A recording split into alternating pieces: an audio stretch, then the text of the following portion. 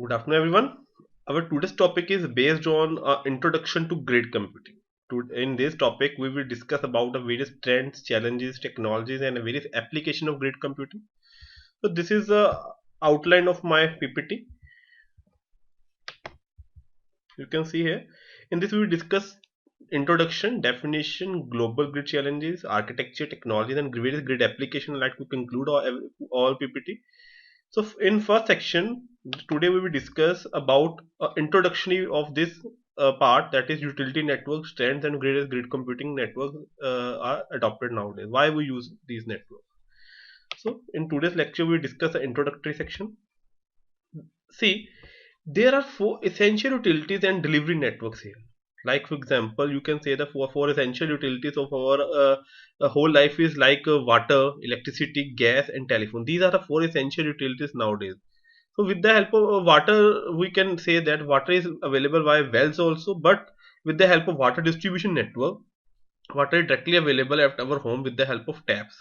But in the same as for electricity, electricity also generated by generators also. Electricity generator like oil generators are available also. But with the help of power grids, a power grid station, electricity will be available at our home directly from our home, or we can say that a gas for same as for gas is also available with the help of various gas cylinders. But nowadays in various organizations or various companies, or we can say that in various home network or in flats, big homes, in metro cities, the gas facility is also pipelined with the help of in a ground pipelining is here and directly available at home. Directly pipes are available from grid stations. Like same as for telephone network are adopting wired network. This is also a telecom network area there. With the help of grid station, we can say that we use a wireless connection. So wireless connection also available network with the help of grid station. The grid network is here, means with the help of mobile towers. Mobile tower are a grid station from with the help of which we will get a mobile network. So these are the four essential utilities that are using a delivery network, and how the delivery network are there. Based on these concept, a grid computing is will be built on. So we will discuss these four because with the help of these four utilities availability, we can say that how grid is evolved, why we grid is evolved.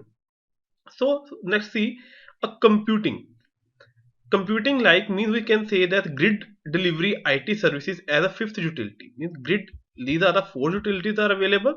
So a fifth one is that is grid computing. A grid delivery IT service, like we can say that in Australia, this diagram show the Australia diagram where Australia use a grid network station within their country to provide a various IT networks by using a network topologies. With the help of IT services are gridded, means IT services are in e-sciences is used, the e-business is used, e-government, e-health, multilingual e-education are using. With the help of this vision is our, we can transfer our data from one location to another location with the help of network. And this network is very huge, or everyone is accessible to that network. Everyone can use their own network and nearby grid station values also. With the help of this technology, grid station is building human in the world wide web. So you can see in power grid inspiration, you can see the power grids. What is the functionality of power grid? Power grid are providing electricity generated by a dams or thermal power plants or any other source. But this power electricity is generated here is provided to these grid stations. You can see that there are three grid stations are here. With the help of these three grid stations, our home get power, our colony get powered, our home appliances get powered, our industries get powered, our equipment get powered. Means all things are delivered by, power is delivered by these grid stations.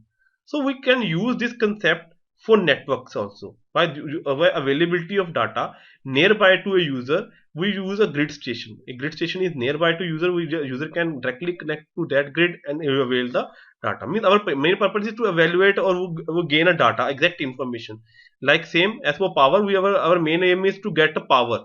So power is getted from a nearby grid station, not from a huge distance grid station.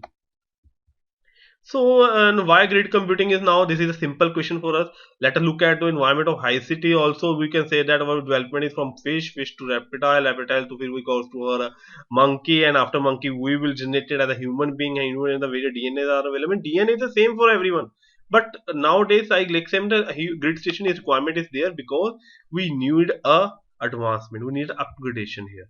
So grid-like visions are also adopted in various scientists by American scientists. Like its name is 1969. Leonard Kleinrock is an American scientist who uses ARPANET. ARPANET is a American Research Project Agency. Project is there. They use this grid network. They propose that we can use a network services for a public also, public utilities also. Public is a main requirement is computer is also a utility part. Computer is also used by public. It means they use a telephone network, you use electrical networks for to or home appliances or offices for their own purpose also. So this is a major advancement here. After the 40 years evolution, ICT evolution is there. Grid computing is huge nowadays. You can see this chart. This chart is from 1960 to 2010. We can say that the mainframe to advancement of computing. In this, first of all, we communication is used bottling, and after that we use the social services, e-businesses, computing, example. These are the huge differences there. You can see it for computing purposes. In first of all, we use a mainframe system. After that, we use a utility clouds are there. Cloud computing is there. We already discussed in the previous chapter. So this is the advancement of the cluster computing to advancement in the World Wide Web. We can use a grid computing. You can see that computing is scaling towards interplanetary level. In this interplanetary level, you can see this diagram also. In this diagram, you can see the various types of devices are there. You can see personal devices in bottom line, SMP supercomputers, local clusters, enterprise cluster, global grids, interplanet grids. These all are evaluated year by year and can be increased their services and plus performances. While they increase their services and while the performances, a greater availability of grids will be generated. You can see that from before that, our only personal devices are there. After connectivity with the network, the performance and services will increase with the help of SMA supercomputer. After computer, we use a local clusters are building using a local area network. After this cluster, our enterprise cluster will be built with the help of metropolitan area network. After that, we will use a global grid. Global grid is a globally section we connecting globally. But these are a interplanet grid, and we could use a planeting grid also. We can create a planet grid also. So these are the various computational scaling towards interplanetary level. So in today's topic, we will discuss about why we use grid and in the trends of to adopt a grid computing. In our next lecture, we will discuss about what is grid, types of grid services that we adopted, how they processed, how they are using. So in today's topic, we discuss our overview. For this, conclude the topic is that we discuss about four essential utilities here first. After that, we will discuss the fifth utility, that is the grid computing nowadays, that is also essential for our life or computing purposes. And next, we will discuss about a power grid station, compare with how we will evolve or from where we get a concept of grid computing.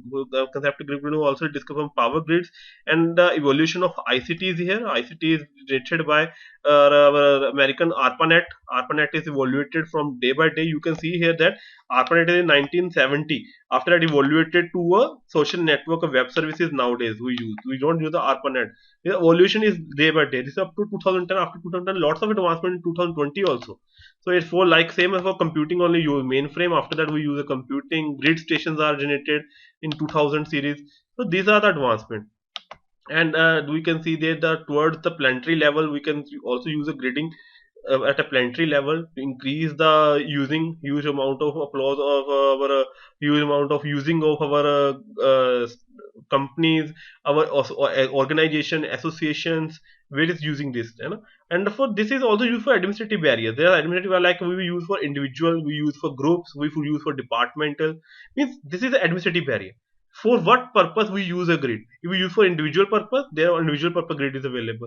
For grouping of purpose, their grouping is available. Departmental wise is available. Campus wise is available. State wise, national wise, globe wise, interplanet wise, universe wise. The grid is available for these all types of administrative barrier.